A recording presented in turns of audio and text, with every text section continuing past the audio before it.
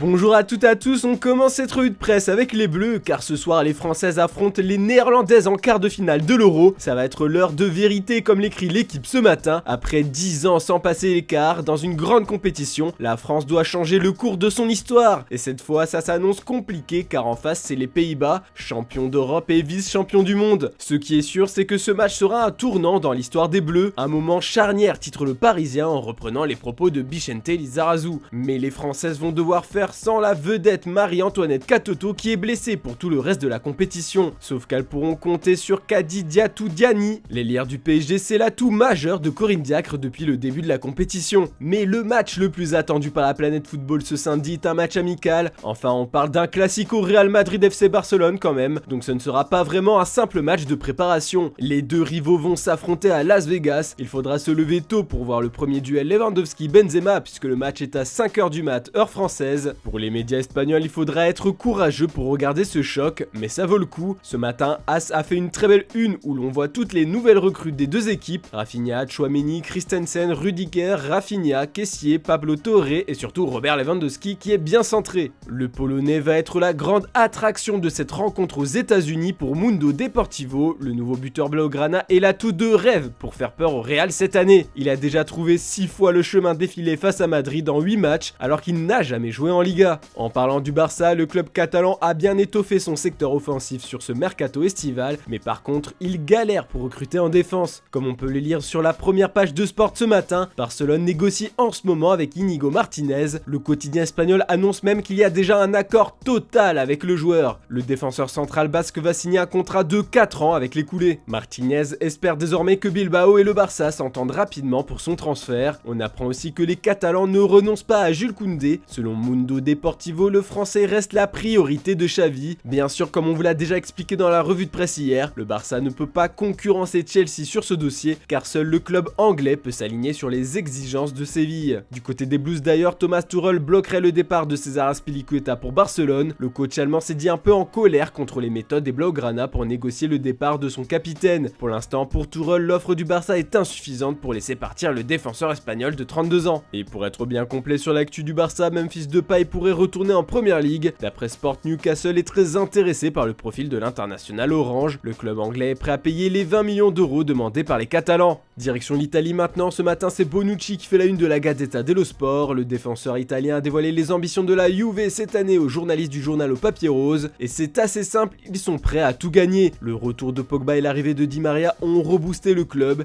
Ils visent le Scudetto pour cette année et la Champions League dans 2 ans. Des déclarations qui font aussi la une de tout ce sport. On peut lire aussi que Bonucci regrette le départ de Ligt, mais il affirme que Bremer était le remplaçant idéal. Enfin, du côté du Corriere dello Sport, c'est Paulo Dybala qui est mis en avant ce matin. Pour le quotidien italien, les Romains ont trouvé le joueur clé pour les mener en Ligue des Champions, voire plus. La course au Scudetto va encore être palpitante cette année. En Angleterre, les doutes persistent pour le futur de Manchester United. D'après le Daily Mirror, Erik ten Hag s'inquiète du manque de puissance de feu en attaque. Il veut absolument recruter un nouvel attaquant. Pour le Daily Express, il doit frapper à nouveau sur le mercato pour frapper les buts adverses cette saison. L'atout de rêve pour le coach néerlandais, c'est Anthony de l'Ajax. Le club d'Amsterdam demande près de 80 millions d'euros pour le joueur, mais les agents du Brésilien font pression pour qu'il accepte une offre inférieure de la part de United. Pour Ten Hag, ce sera Anthony ou rien, comme on peut le lire en une du Daily Star. Anthony veut poursuivre sa carrière avec l'équipe de Première Ligue, mais est conscient que les négociations sont difficiles. Enfin, pour être bien complet sur l'actu mercato, Abola s'est penché ce matin sur l'intérêt du PSG pour Gonçalo Inácio. Pour le journal portugais, le PSG s'intéresse toujours aux défenseurs du Sporting en cas de départ de Kimpembe. Le club lisboète réclame 45 millions d'euros pour le laisser partir, soit le montant de sa clause libératoire. Puis on apprend ce matin dans les colonnes du Daily Mail que Arsenal veut prolonger Bukayo Saka. Les Gunners vont doubler son salaire actuel de 70 000 livres par semaine pour repousser l'intérêt de Manchester City. À 20 ans, ce sera l'un des joueurs les mieux payés du club. Ce ne sera pas le seul joueur qui risque d'avoir un nouveau contrat en or. Selon The Athletic, Newcastle s'apprête à blinder Saint-Maximin. Le français hésite encore à accepter une nouvelle prolongation. Il attend de voir comment va se dérouler la saison avant de se prononcer. Voilà, c'est tout pour ce samedi. Comme d'habitude, on se retrouve demain matin pour une nouvelle revue de presse. Et n'oubliez pas de vous abonner si ce n'est pas encore fait. Et bonne journée à toutes et à tous.